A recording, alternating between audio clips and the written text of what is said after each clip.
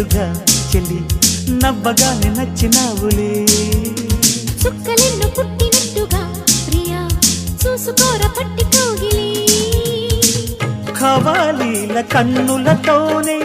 జవానీల జాబులు రాసే